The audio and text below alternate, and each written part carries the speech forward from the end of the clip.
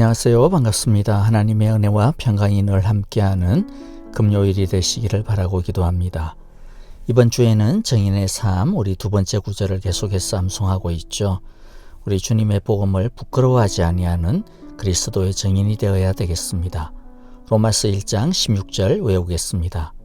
내가 복음을 부끄러워하지 아니하노니 이 복음은 모든 믿는 자에게 구원을 주시는 하나님의 능력이 됨이라. 먼저는 유대인에게요, 그리고 헬라인에게로다. 세 번역으로 외우겠습니다. 로마서 1장 16절 말씀. 나는 복음을 부끄러워하지 않습니다. 이 복음은 유대 사람을 비롯하여 그리스 사람에게 이르기까지 모든 믿는 사람을 구원하는 하나님의 능력입니다. 아멘. 우리 함께 찬양 드리겠는데요. 어제와 같이 시편 139편을 찬양하겠습니다. 하나님의 사랑은 우리가 아무리 먼 곳에 있어도 찾아와 주시는 사랑입니다. 영원히 한결같이 우리를 사랑하여 주십니다. 사랑으로 함께 찬양 드리겠습니다. 나보다 나를 잘 아시는 주님, 내가 주를 떠나 어디로 가겠나이까. 나 어딜 가든지 주의 손이 나를 인도하시며 주의 오른손이 나를 붙드시리다.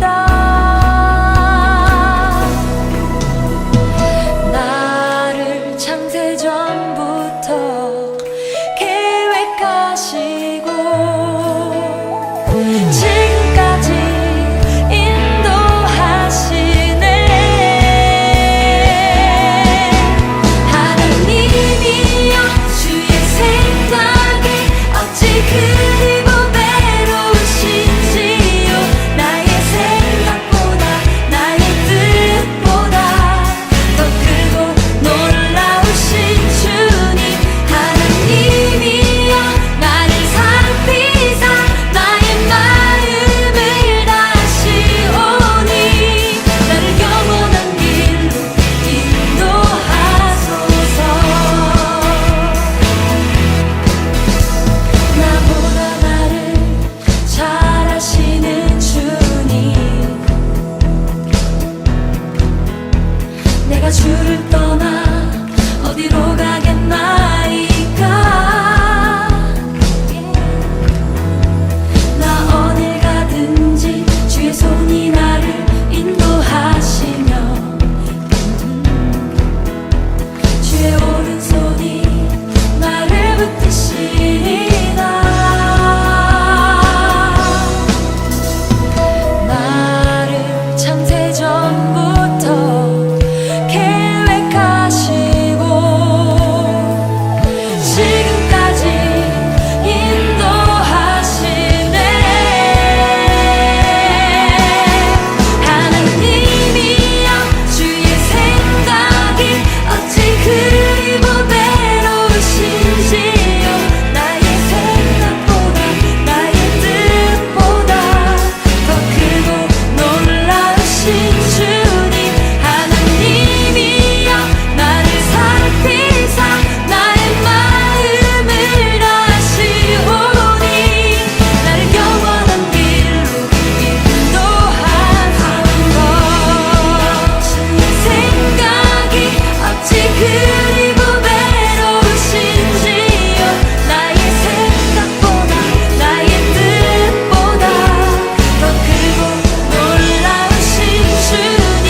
하나님이여, 나를 살피사 나의 마음을 다시오니 나를 영원한 길로 인도하소서.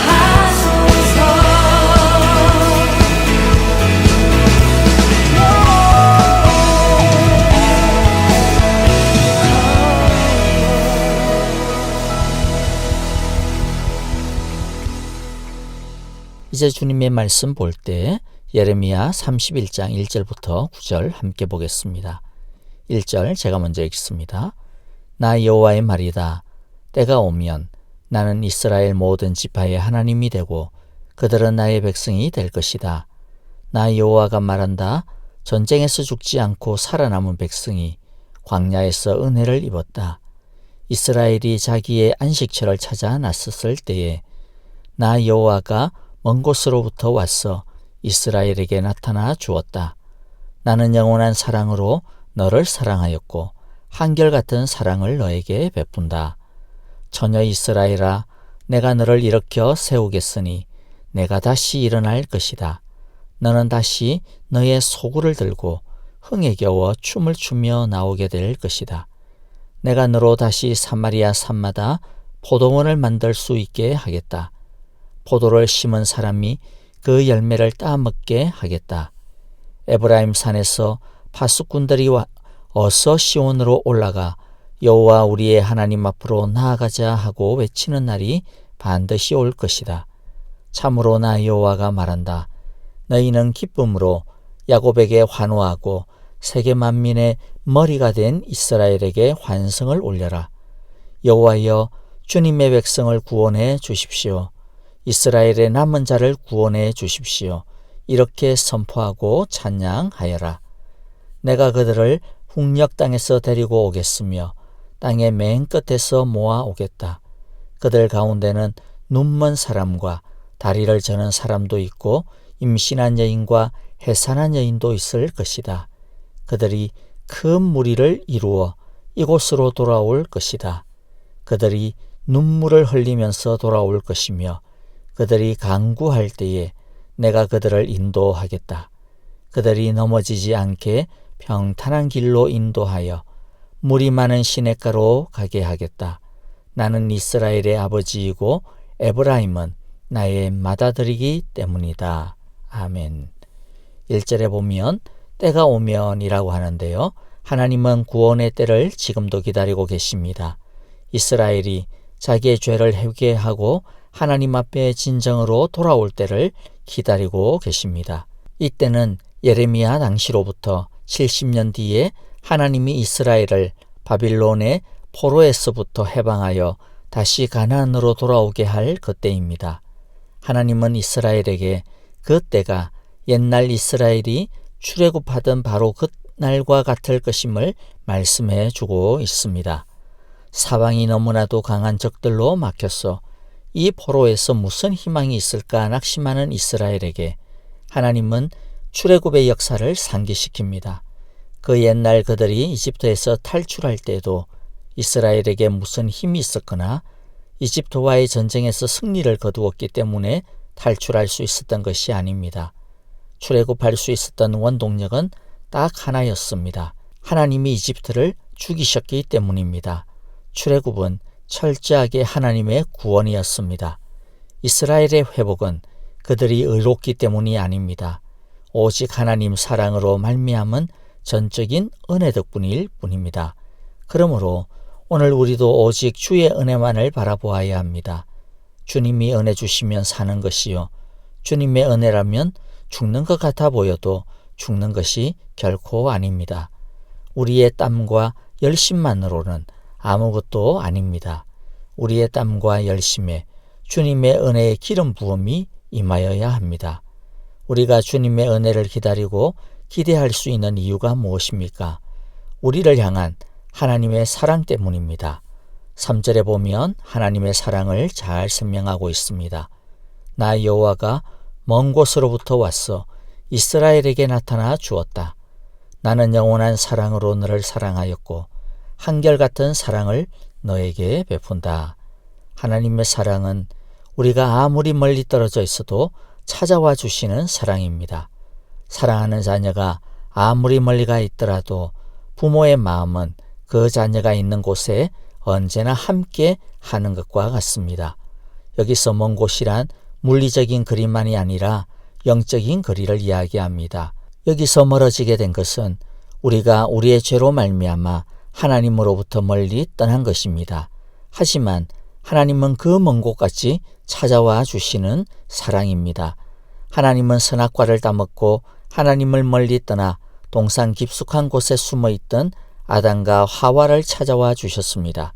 예수님은 우리를 구원하시기 위해 저 높은 하늘 영광을 버리시고 이 낮고 천한 땅에 찾아와 주셨습니다.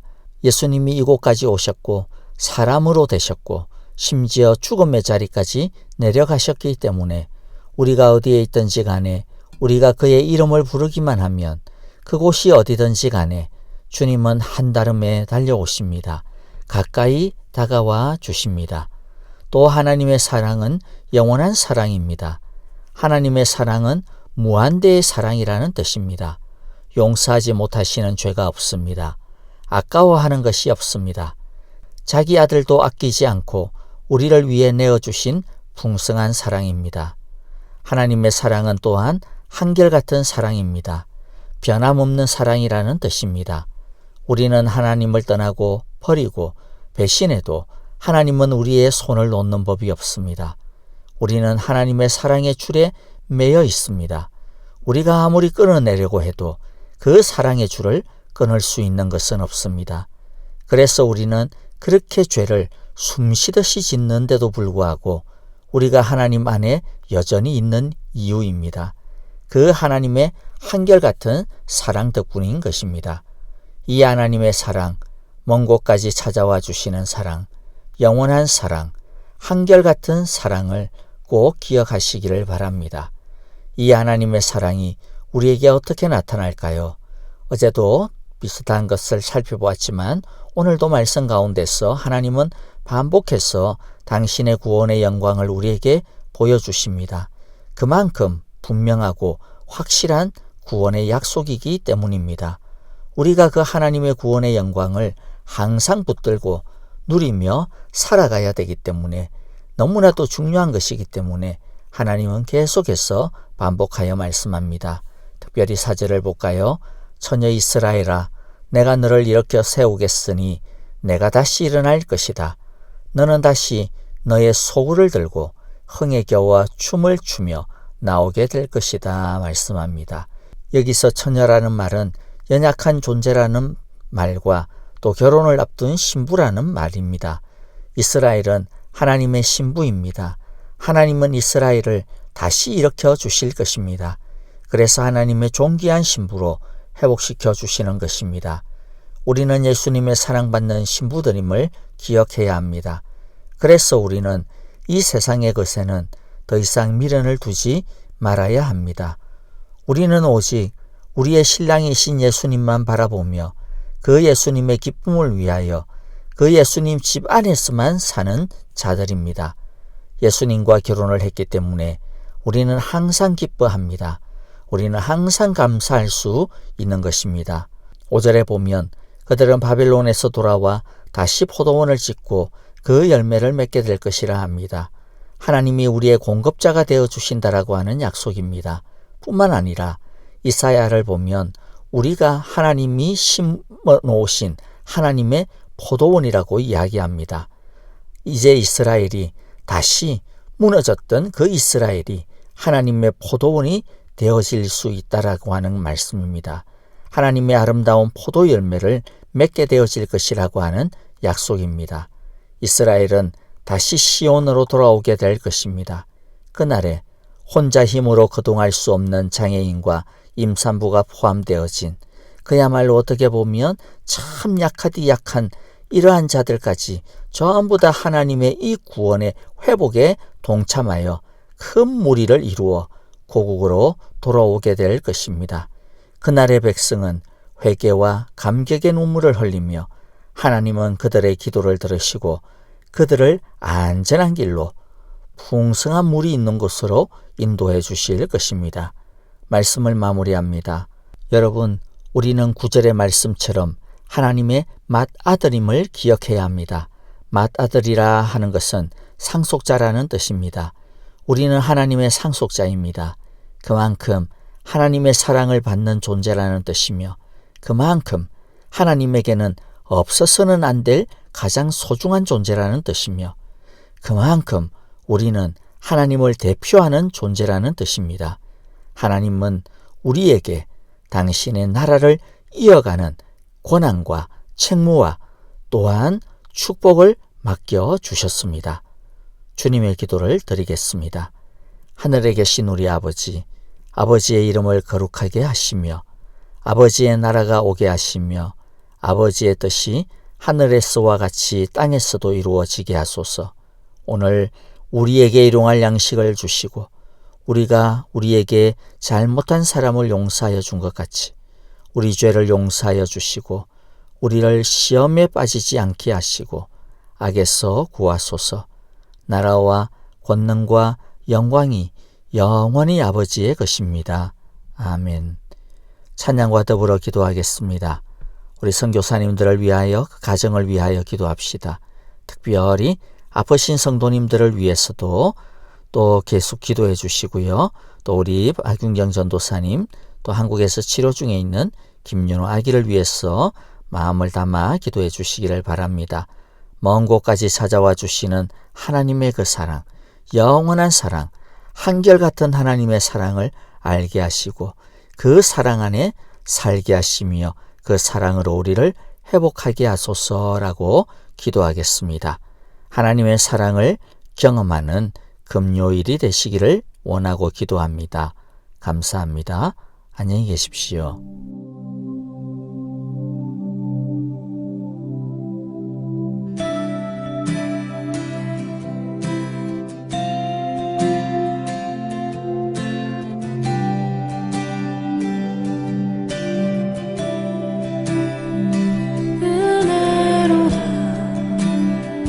주의 은혜 날 살리신 주님의 그 은혜로다 주의